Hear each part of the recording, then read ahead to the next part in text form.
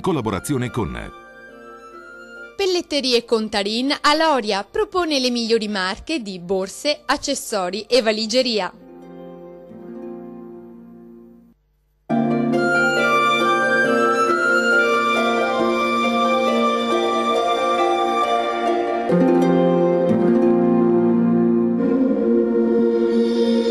Benvenuti all'oroscopo di Antenne 3. Ariete, vedrete che il male e le offese che gli altri vi recheranno contro non vi scalfiranno, perché voi sapete bene che sono solo il risultato di invidie e gelosie.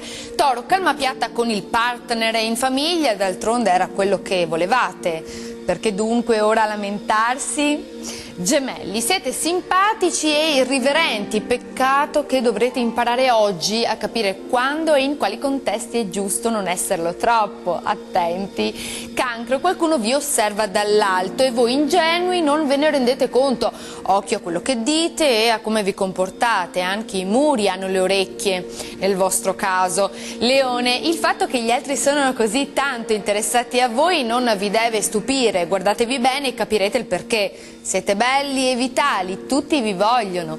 Vergine, stop a lamentele e a vittimismi, le conversazioni con voi si appesantiscono e diventano sofferenti, non tutti li riescono a reggere e ad un certo punto se ne vanno. Bilancia, per sconfiggere giornate stagnanti e poco stimolanti, appassionatevi a qualcosa che vi faccia stare bene, ma non a qualcuno, mi raccomando.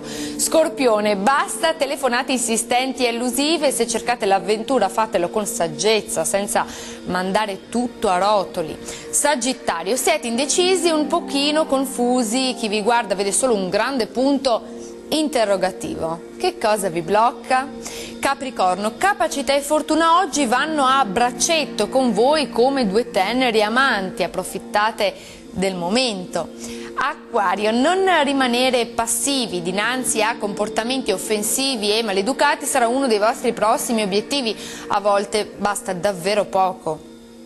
Pesci, se vi sentite giù di tono cercate di aggrapparvi ad un pensiero felice o preparatevi qualcosa di buono, successo garantito, funziona. Dall'oroscopo è tutto, arrivederci. in collaborazione con Pelletterie Contarin Aloria propone le migliori marche di borse, accessori e valigeria.